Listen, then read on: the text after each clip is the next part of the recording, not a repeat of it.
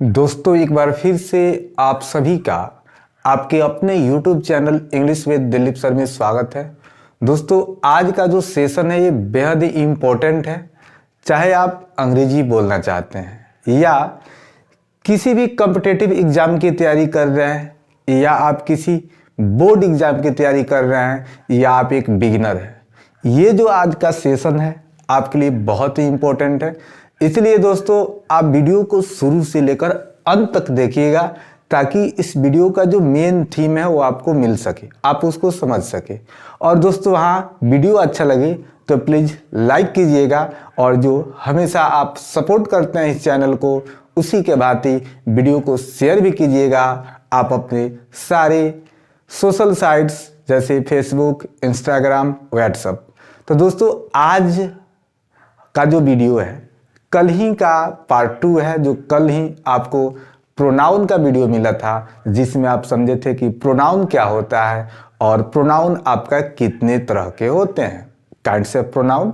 और आज दोस्तों हम पहले प्रोनाउन पर्सनल प्रोनाउन को देखेंगे। दोस्तों ये पर्सनल प्रोनाउन जो है आपके स्पीकिंग के लिए बहुत ही इंपॉर्टेंट है। अब दोस्तों जो पर्सनल प्रोनाउन क्या होता है आप इसके नाम से ही समझ सकते हैं कि यह पर्सन से बना है, पर्सन से बना है आपका पर्सनल प्रोनाउन। तो दोस्तों जो पर्सनल प्रोनाउन होता है वह 3 पर्सन्स के लिए आता है। जैसे आप जानते हैं कि 3 पर्सन होता है, फर्स्ट पर्सन, सेकेंड पर्सन और थर्ड पर्सन। तो जो 3 पर्सन होते हैं इन्हीं के लिए जिस प्रोनाउन का हम प्रयोग करते हैं उन्हें हम पर्सनल प्रोनाउन कहते हैं। अब दोस्तों ये पर्सनल प्रोनाउन के कुछ रूप होते हैं, इनको समझना होता है कि कब हम किस रूप का प्रयोग करते हैं। तो दोस्तों तो सबसे पहले अब हम देखते हैं कि हमारा जो पर्सनल प्रोनाउन है उसका डेफिनेशन क्या हो सकता है। तो हम बोल सकते हैं कि I, we, you, he, she, it and they are called personal pronoun. दोस्तों काफ़ी स्लो बोल रहे हैं ताकि आप इसको आसानी से लिख सके सुनकर। Personal pronoun when they are used for 3 persons. अर्थात I, we, you, he, she, it को हम पर्सनल प्रोनाउन तभी कहते हैं जब वह आपके 3 पर्सन्स के लिए आते हैं। तो दोस्तों अब हम इसके बाद इसका फॉर्म देखेंगे कि पर्सनल प्रोनाउन का फॉर्म क्या है, रूप क्या है। वहीं से आपके कॉम्पिटिटिव सवाल का जो कंसेप्ट है वो शुरू होगा। जैसे इसी में आपको मिलेगा कि बहुत ऐसे सवाल हम आपको देंगे जो प्रीवियस ईयर में पूछे गए हैं, चाहे वो आपके बोर्ड एग्जाम की बात हो या किसी कंपटीशन की बात हो। हम सारी जगह से इम्पोर्टेंट जो कलेक्शंस हैं वो आपके लिए लाएंगे और दिखाएंगे। तो चलिए दोस्तों आगे बढ़ते हैं और आप हेडिंग डाल सकते हैं फॉर्म्स ऑफ पर्सनल प्रोनाउन।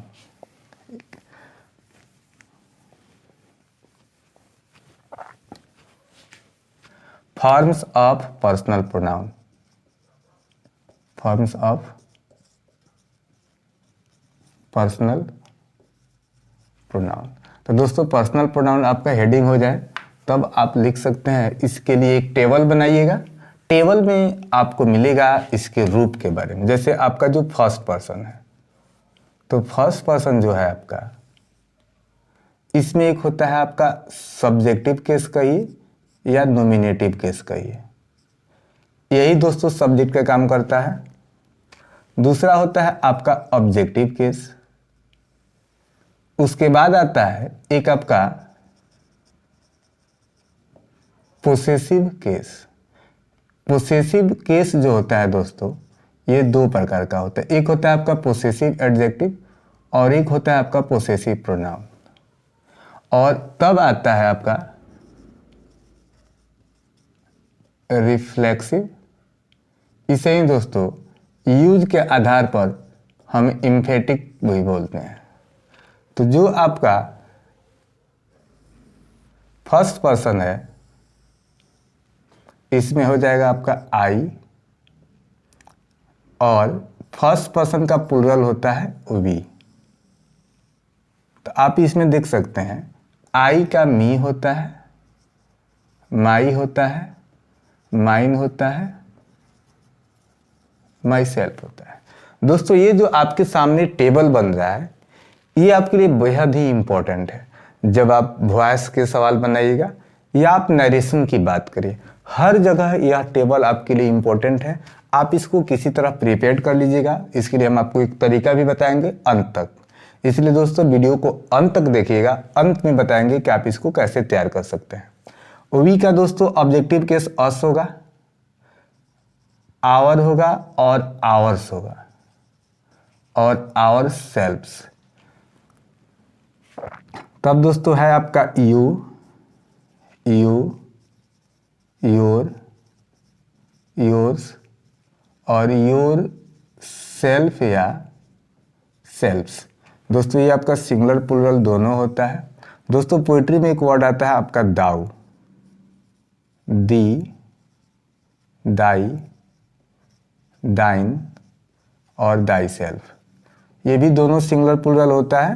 दोस्तों याद रखिएगा ये पोइट्री में आता है।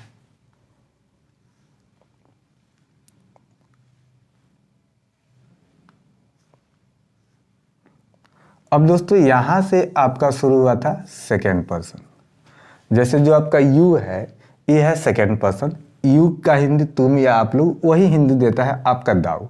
अब हमारे सामने आएगा थर्ड पर्सन। थर्ड पर्सन में आपका ही, सी,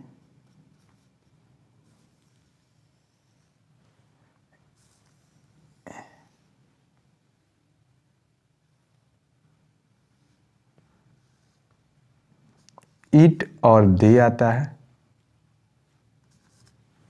ही का दोस्तों ऑब्जेक्टिव केस आपका हिम होगा, पोसेसिव एडजेक्टिव हिज और पोसेसिव प्रोनाउन भी हिज होता है। और इसका जो आपका बनेगा रिफ्लेक्सिव वह हिमसेल्फ होता है। सी का हर, हर, हर्स और हर सेल्फ होता है। इसी प्रकार आपका ईट होता है, पोसेसिव एडजेक्टिव इट्स होता है और इसका प्रोनाउन नहीं होता है। ये रहा आपका इट सेल्फ। और तब है आपका देम, दियर, दियर्स और देम सेल्फ्स। दोस्तों एक छोटा सा टेबल है, इसको आप याद करने के लिए आप बोल सकते हैं एक बार ऐसे कि I, we, you, thou, he, she, it, they. I, we, you, thou, he, she, it, they, ये आपके हो गए सब्जेक्टिव केस, अर्थात ये सब्जेक्ट के काम करते हैं। इसके बाद है आपका ऑब्जेक्ट, जैसे me, us, you, thee, him, her, it और देम। इसको आप ऐसे एक बार तैयार करेंगे, एक बार ऐसे तब ऐसे।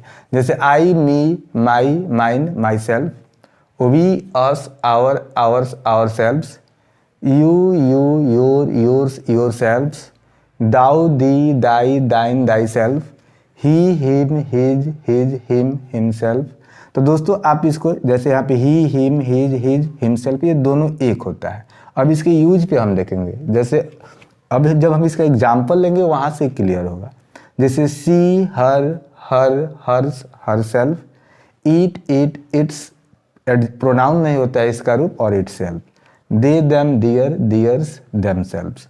अब दोस्तों आखिर यह टेबल हम क्यों तैयार करें, अब आपके सामने सवाल है।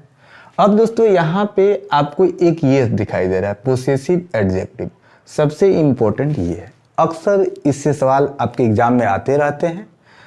अब देखिए यहाँ पे देखिए कि आपका एक वर्ब हम लिखते हैं, वर्ब होता है तो हर वर्ब का एक सब्जेक्ट होता है। तो ये जो आपका नॉमिनेटिव या सब्जेक्टिव केस दिखाई दे रहा है सिर्फ यही सब्जेक्ट के रूप में आते हैं। ये जो ऑब्जेक्टिव केस दिखाई दे रहा है ये कभी सब्जेक्ट का काम नहीं करते हैं, ये सिर्फ ऑब्जेक्ट के रूप में आते हैं। किस रूप में आते हैं दोस्तों? ऑब्जेक्ट के रूप में। और दोस्तों आपको मालूम होना चाहिए कि ऑब्जेक्ट किसी भी वाक्य में दो ही जगह आ सकते हैं, पहला ट्रांजिटिव वर्ब के बाद और दूसरा इनट्रांजिटिव वर्ब के बाद। दोस्तों जो भी इंपॉर्टेंट पॉइंट आपको लगे आप उसको लिखते चलिए ताकि एक आपका अच्छा सा नोट्स तैयार हो जाए और एग्जाम के समय वो नोट्स ही आप रिवाइज करते हैं तो क्विक प्रिपरेशन आपका हो जाता है। तो याद रखिएगा, ऑब्जेक्ट दो जगह आता है, ट्रांजिटिव वर्ब के बाद और प्रेपोजिशन के बाद। और किसी भी वाक्य में जो ऑब्जेक्ट होता है या सब्जेक्ट होता है वो सिर्फ नाउन या नाउन इक्विवेलेंट वर्ड अर्थात नाउन या प्रोनाउन बनता है। अब ये जो आपका पोसेसिव एडजेक्टिव दिखाई दे रहा है दोस्तों, याद रखिएगा इसके बाद हमेशा ही नाउन आता है। जैसे हम बात करें पोसेसिव एडजेक्टिव की, जैसे बोले यह एक मार्कर है, तो अगर हमको बताना है कि यह मेरा मार्कर है, तो अगर हम पोसेसिव एडजेक्टिव का प्रयोग करेंगे तो हमको बोलना पड़ेगा कि दिस इज माई मार्कर, या दिस इज योर मार्कर, या दिस इज हर मार्कर। लेकिन जब हमको प्रोनाउन का प्रयोग करना पड़े तब याद रखिएगा इसके बाद कोई भी नाउन नहीं आता है। याद क्या रखना है, पोसेसिव प्रोनाउन के बाद कोई नाउन नहीं आता है, क्योंकि प्रोनाउन किसी नाउन के बदले ही आता है। जैसे इसके लिए हम बोल सकते हैं कि दिस मार्कर इज माइन, या दिस मार्कर इज हर्स, या दिस मार्कर इज हिज। अर्थात ये जब भी आएंगे इनके बाद कोई नाउन नहीं आएगा। अब दोस्तों बात है आपके सामने रिफ्लेक्सिव और इम्फेटिक लिखा है, तो दोस्तों यूज के आधार पर हम इसे रिफ्लेक्सिव या इम्फेटिक बोलते हैं। दोस्तों जो आपका रिफ्लेक्सिव प्रोनाउन लिखा गया है, तो जब आप किसी ट्रांजिटिव वर्ब के बाद, ट्रांजिटिव वर्ब के बाद ऑब्जेक्ट नहीं लिखते हैं तो वहाँ पे आप रिफ्लेक्सिव प्रोनाउन का प्रयोग कर सकते हैं। लेकिन याद रखिएगा कि रिफ्लेक्सिव प्रोनाउन का प्रयोग सिर्फ ट्रांजिटिव वर्ब के साथ होता है। आप इसका प्रयोग स्टेटिव वर्ब के साथ नहीं इंट्रांजिटिव वर्ब के साथ नहीं कर सकते हैं। रिफ्लेक्सिव प्रोनाउन का प्रयोग आप इंट्रांजिटिव वर्ब के साथ नहीं कर सकते हैं। तो दोस्तों ये प्रोनाउन का प्रकार है, आगे हम लोग पढ़ेंगे रिफ्लेक्सिव और इम्फेटिक में। आज आप जाने कि पर्सनल प्रोनाउन होता है क्या है, इसका फॉर्म्स क्या होता है। अगले वीडियो में दोस्तों हम लोग समझेंगे कि यूज ऑफ पर्सनल प्रोनाउंस कैसे वो कॉमन एरर में आते हैं, फिल इन द ब्लैंक्स में कैसे आते हैं। कल हम आपसे बात करेंगे सवाल के माध्यम से, कल क्वेश्चन से हम लोगों का सेशन शुरू होगा। तो दोस्तों वीडियो को अंत तक देखने के लिए आप सभी का तहे दिल से शुक्रिया। दोस्तों वीडियो अच्छा लगा हो तो प्लीज़ लाइक कीजिए, और चैनल पे नया है तो चैनल को सब्सक्राइब कीजिए, और वीडियो को ज़्यादा से ज़्यादा शेयर कीजिए। Thank you, have a nice day. आपका दिन शुभ हो।